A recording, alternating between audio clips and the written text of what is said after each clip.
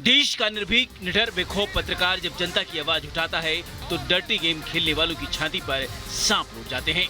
देशहित में सवाल उठाए जाते हैं तो फर्जी लोगों की बौखलाहट सामने आती है। हिंदुस्तान के सबसे चर्चित शो पूछता है भारत से अर्नब गोस्वामी जनता, देश और सामाजिक सरोकारों के मुद्दे उठाते रहे हैं।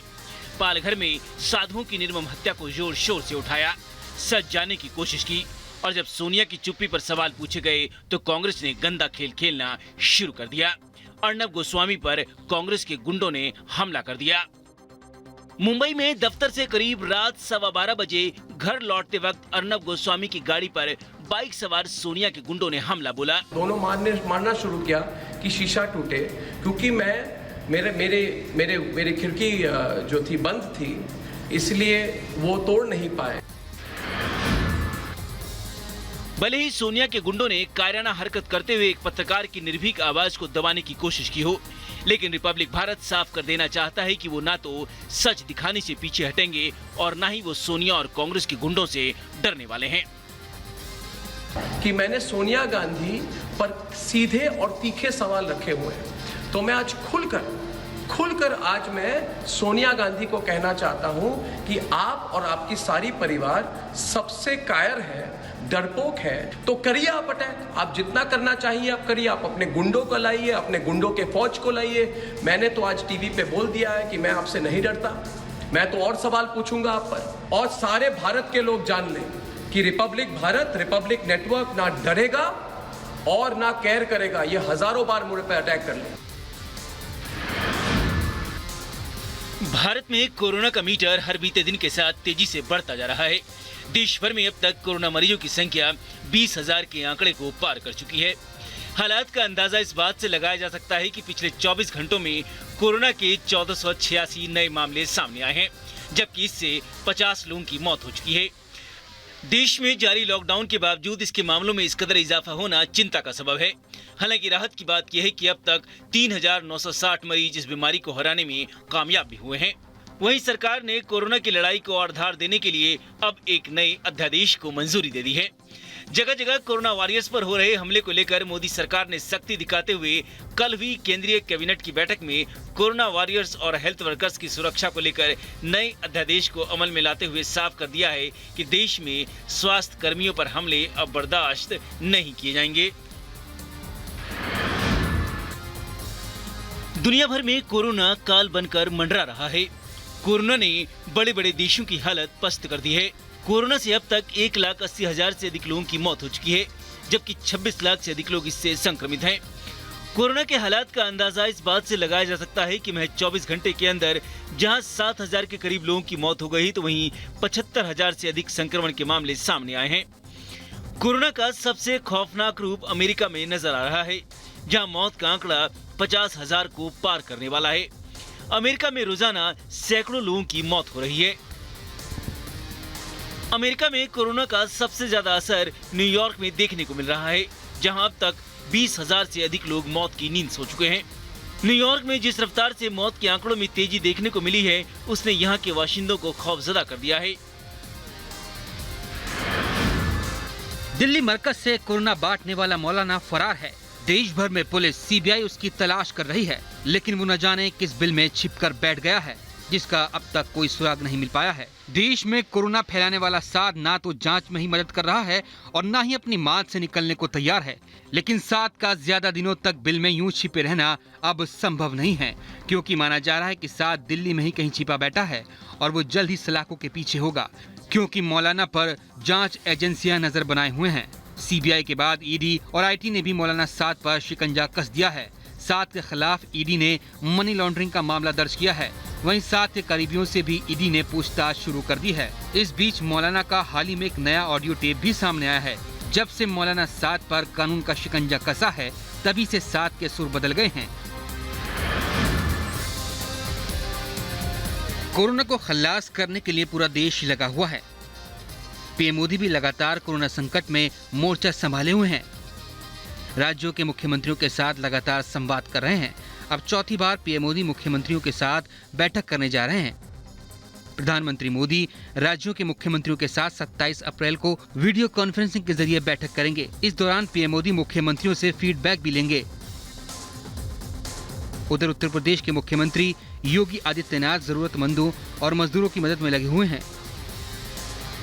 सीएम योगी का कहना है कि लॉकडाउन की वजह से दूसरे राज्यों में जो लोग प्रदेश में फंसे हैं, उनके गृह राज्यों की सरकारें उन्हें अगर वापस बुलाने का फैसला करती हैं, तो उत्तर प्रदेश सरकार उन्हें वापस भेजने में पूरी मदद करेगी। दुनिया का सबसे अमीर शख्स हुआ पीएम मोदी का मुरीद। माइक्रोसॉफ्ट के संस्थापक बिल गेट्स ने प्रधानमंत्री नरेंद्र मोदी की तारीफ की है। पीएम मोदी को खत लिखकर कोरोना महामारी के खिलाफ भारत की कोशिशों के लिए बिल गेट्स ने उनकी तारीफ की। बिल गेट्स ने अपने खत में पीएम मोदी के नेतृत्व और कोरोना महामारी को लेकर केंद्र सरकार की तरफ से उठाए गए कदमों को सराहा। बिल गेट्स ने कहा कि वो कोरोना महामारी के संक्रमण को रोकने के लिए पीएम मोदी के नेतृत्व के साथ साथ भारत सरकार के सक्रिय कदमों की सराहना करते हैं। देश में हॉटस्पॉट पता लगाने और लोगों को आइसोलेशन में रखने के लिए लॉकडाउन, क्वारंटाइन के साथ साथ इस महामारी से लड़ने के लिए जरूरी हेल्थ इंफ्रास्ट्रक्चर को जिस तरह से पीएम मोदी ने बढ़ाया है, वो बेहद तारीफ के लायक है। बिल गेट्स का कहना है कि पीएम मोदी ने रिसर्च और डेवलपमेंट के साथ साथ डिजिटल इनोवेशन पर भी जोर दिया। यही नहीं, बिल गेट्स ने आरोग्य सेतु ऐप के लिए भी मोदी सरकार की डिजिटल तरीके से कोरोना की मदद करने पर भी तारीफ की। कोरोना से लड़ाई में आयुष पद्धति बेहद कारगर साबित हो रही है। गुजरात में आयुष सिस्टम के जरिए क्वारंटाइन किए गए 3000 से ज्यादा लोग ठीक होकर अपने घर लौट चुके हैं।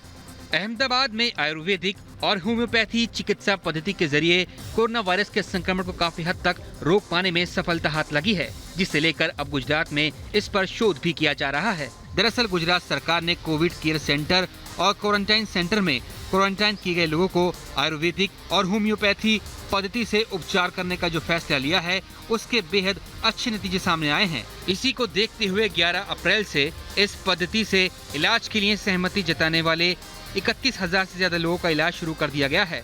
फिलहाल इस राज्य के 137 क्वारंटाइन सेंटर में रहने वाले लोगों को दिया जा रहा है। डॉगी ढूंढेंगे कोरोना। ये सुनने में आपको थोड़ा अटपटा जरूर लग रहा होगा, लेकिन ये सच है कि ब्रिटेन की चैरिटेबल संस्था ने कई बीमारियों को सूंघने की अब तक की मिली सफलता को आगे बढ़ाते हुए डॉगियों को कोरोना वायरस सूंघने की ट्रेनिंग देनी शुरू कर दी है। इंसान के रोगों का पता लगाने के लिए डॉग्स की सूंघने की क्षमता का भरपूर फायदा उठाने के लिए साल 2008 में बनी मेडिकल डिटेक्शन डॉग्स ने पिछले महीने प्रोजेक्ट पर काम करना शुरू भी कर दिया है। ये बात दीगर है कि डॉग की सूंघने की क्षमता जबरदस्त होती है।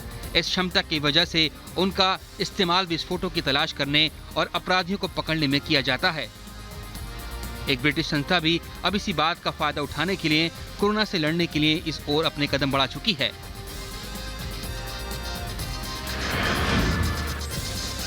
देश में कोरोना संकट के बीच कांग्रेस नेता रणदीप सिंह सुरजेवाला ने लॉकडाउन तोड़ते हुए हरियाणा के जिंद में एक सभा को संबोधित किया, जिसमें सोशल डिस्टेंसिंग की धज्जियां उड़ती दिखी। तो इसकी 6 क्विंटल खरीदी। लखनऊ में पुलिस के साथ झड़प के बाद लोगों ने जमकर हंगामा किया। पत्थरबाजी में कई पुलिस वाले घायल हुए। वहीं लखनऊ में ही लॉकडाउन के दौरान जब पुलिस ने एक युवती को रोका तो उसने उल्टा पुलिस के साथ ही बहस शुरू कर दी और हंगामा भी किया। वहीं अलीगढ़ में लॉकडाउन पर सख्ती दिखाने गई पुलिस पर गाँव वालों ने ही हमला कर दिया। अहमदाबाद में भी पुलिस पर पत्थरबाजी की गई, जिसमें 3 पुलिसकर्मी घायल हो गए।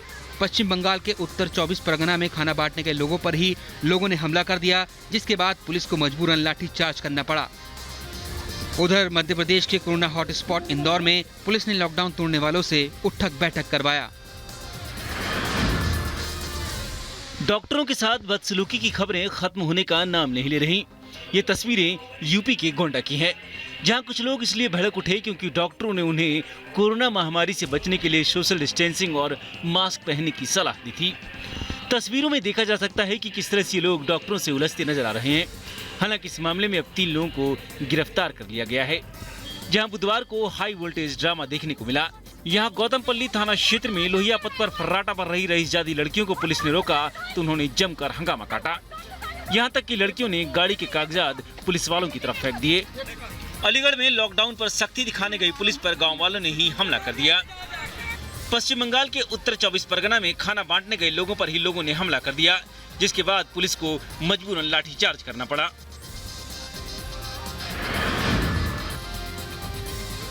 प्रधानमंत्री मोदी और सरकार चाहे जितनी भी अपील क्यों न कर लें, मध्य प्रदेश के श्योपुर में स्क्रीनिंग करने गई डॉक्टर और पुलिस टीम पर पथराव हुआ। हमले में एक एएसआई के सिर में पत्थर लग गया, जो कि गंभीर रूप से घायल है। दरअसल श्योपुर जिले के गसवानी गांव में इंदौर से आए युवक की स्क्रीनिंग करने पहुंची मेडिकल और पुलिस टीम पर युवक के परिजनों ने हमला कर दिया। पुलिस की टीम के साथ वो लोग दोबारा वहां पर गए जहां पे गंगाराम शिवर है, और उसके परिवार के लोगों द्वारा वहां पे आपत्ति की गई और उनसे बदसलूकी की गई। वह पत्थर फेंकने की भी घटना हुई। उस पत्थर से हमारे एएसआई को चोट आई सिर में। पूरे मामले में युवक, उसके पिता, उसकी पत्नी और भाई के खिलाफ पुलिस ने मामला दर्ज कर लिया है। मगर कोरोना योद्धाओं पर इस तरह हमला करने की जितनी भी निंदा की जाए वो कम है। तस्वीरें मुंबई की हैं, जिसमें कोरोना वॉरियर को सलाम किया जा रहा है। दरअसल मुंब्रा पुलिस स्टेशन के पुलिसकर्मी ने कोरोना को मात दी है। थाने अस्पताल से उन्हें छुट्टी भी दे दी गई, जिसके बाद डीसीपी और उनके साथियों ने कोरोना योद्धा को फूल देकर स्वागत किया। उधर मुरादाबाद में महिला पुलिसकर्मी अपनी बेटी के साथ ड्यूटी करती नजर आईं। कांस्टेबल प्रीति के पति का बुखार था, जिस वजह से बच्ची को उन्हें ड्यूटी पर साथ लाना पड़ा। वहीं वडोदरा में महिला पुलिसकर्मी अपनी ड्यूटी भी कर रही हैं और जरूरतमंदों को खाना भी बांट रही हैं। ऐसे कोरोना वॉरियर्स को लाखों सलाम हैं, जो अपनी जान की परवाह किए बगैर जनता की सेवा में लगे हुए हैं। कोरोना के चलते पूरे देश में लॉकडाउन है। सारे धार्मिक स्थल बंद हैं ताकि किसी तरह की भीड़ न लगे। मुस्लिमों के लिए पवित्र महीना रमजान शुरू हो रहा है। बार बार सरकार, प्रशासन और धार्मिक गुरुओं की ओर से अपील की जा रही है कि रमजान में भी घर से बाहर ना निकले, घरों में ही नमाज पढ़ें। इसी के चलते दिल्ली के बल्ली मारान इलाके में पुलिस अधिकारियों ने स्थानीय इमामों से बात की ताकि सुनिश्चित किया जा सके कि किसी तरह की कोई भीड़ न हो। देखें, रमज़ान कोई ऐसी चीज़ नहीं है जो आप घर पे रह करके अदा नहीं कर सकते। रमज़ान आ रहा है, उस सिलसिले में आपको मोहतात रहना है, पूरी एहतियात बरतनी है, जैसे अब तक बरत रहे हैं, जैसे आप हमारा ताउन अब तक कर रहे हैं। रमज़ान में भी ताउन बराबर हमारा आप कीजिए। लोगों ने आश्वासन दिया है कि रमजान में भी मस्जिदें बंद रहेंगी। लोग अपने घरों में ही ऊपर वाले की इबादत करें, इसमें ही सबका भला है। कोरोना वॉरियर्स का सम्मान। कोरोना को मात देने के लिए कोरोना योद्धा सबसे आगे हैं। उनका सम्मान भी लगातार किया जा रहा है। अब योद्धाओं का सम्मान होती तस्वीरें जौनपुर से आई हैं। जौनपुर में डॉक्टर्स की टीम और पुलिस पर फूल बरसाए गए। उनका तालियों के साथ सम्मान भी किया गया। देखिए कैसे बख्शा थाना क्षेत्र के लोग योद्धाओं का सम्मान कर रहे हैं। पुलिस और डॉक्टर कोरोना के खिलाफ जंग में सबसे आगे खड़े हुए हैं। सभी लोग दिन रात जनता की सेवा में लगे हैं। अपने परिवार की परवाह किए बगैर लोगों का इलाज कर रहे हैं। अगर इनका इस तरह से सम्मान होता है तो जरूर इससे उनका हौसला बढ़ता है। भोपाल से एक बार फिर से राहत वाली खबर आई है, जब बुधवार को एक साथ 44 लोग कोरोना के संक्रमण को मात देकर ठीक होकर अपने घर लौट आए। कल उन्हें देर शाम चिरायू अस्पताल से डिस्चार्ज कर दिया गया। इन मरीजों को मिलाकर भोपाल में करीब 78 मरीज कोरोना को मात दे चुके हैं। जब ये मरीज डिस्चार्ज होकर अस्पताल से लौट रहे थे, तब इनका अस्पताल में तालियों की गड़गड़ाहट से स्वागत किया गया। अस्पताल के परिसर में इकट्ठे हुए सभी कोरोना फाइटर्स ने अस्पताल मैनेजमेंट का शुक्रिया भी किया। मरीजों को फूलों की माला पहनाकर अस्पताल से घर के लिए रवाना किया गया। मरीजों के चेहरे पर ठीक होकर घर लौटने की खुशी साफ झलक रही है। हालांकि अभी सभी 44 लोगों को घर में 14 दिन होम क्वारंटाइन रहने के लिए कहा गया है। इससे पहले भी इसी अस्पताल से 2 IAS अफसरों समेत 30 लोग ठीक होकर अपने घर लौट चुके हैं। राजस्थान के सीकर जिले में क्वारंटाइन में रखे गए मजदूरों ने एक ऐसा काम किया है जिससे पूरे देश में इन मजदूरों की चर्चा हो रही है। जिस स्कूल में मजदूरों को क्वारंटाइन किया गया, उस स्कूल को उन्होंने नया रूप दे दिया। राजस्थान के सीकर जिले के पलसाना कस्बे के एक स्कूल में उत्तर प्रदेश, हरियाणा, राजस्थान और मध्य प्रदेश के कुछ मजदूरों को क्वारंटाइन किया गया था। क्वारंटाइन पूरा होने के बाद लॉकडाउन के चलते इन्हें घर जाने की अनुमति नहीं मिली। ऐसे में ग्रामीणों और प्रशासन ने मजदूरों के लिए खाने पीने का और रहने का इंतजाम कर दिया। मजदूरों से खाली नहीं बैठा गया, सभी ने स्कूल की पुताई शुरू कर दी। अब इन 54 मजदूरों ने ऐसा काम कर मिसाल पेश की है जिसकी तारीफ हर कोई कर रहा है। बीजेपी के राष्ट्रीय महासचिव कैलाश विजयवर्गीय, पूर्व खेल मंत्री राज्यवर्धन सिंह राठौर और राजस्थान के चिकित्सा और स्वास्थ्य विभाग के ACS रोहित कुमार सिंह ने भी इन मजदूरों की तारीफ की है। इस ट्रक में करीब 5000 लीटर सैनिटाइजर था, लेकिन ऐसी भयंकर आग लगी कि बुझाने के लिए फायर ब्रिगेड की गाड़ियों को आना पड़ा। ये घटना हैदराबाद की है। सैनिटाइजर से भरा ये ट्रक GD मेटला से सांगारेड्डी इलाके में जा रहा था, लेकिन अचानक इसमें आग लग गई।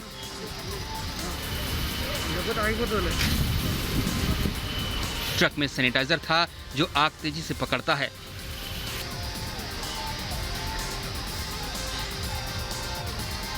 काफी देर की मेहनत के बाद आग पर काबू पाया गया।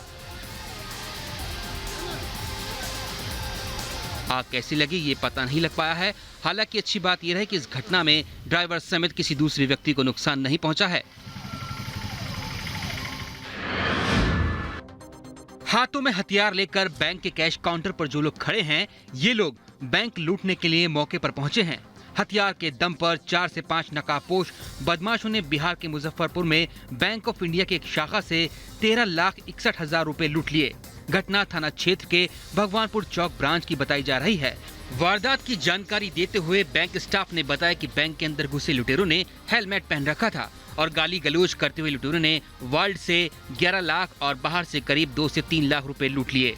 वहीं घटना पर पुलिस का कहना है कि 4 अपराधियों ने बैंक में लूट की घटना को अंजाम दिया। अब पुलिस मामले की जांच कर रही है, मगर सवाल यह है कि दिन दहाड़े अपराधियों में इतनी हिम्मत कैसे आई कि लॉकडाउन तोड़ वो लूटपाट कर मौके से फरार हो गए। ये खबर दर्शाती है कि बदमाशों में कानून व्यवस्था का कोई खौफ नहीं है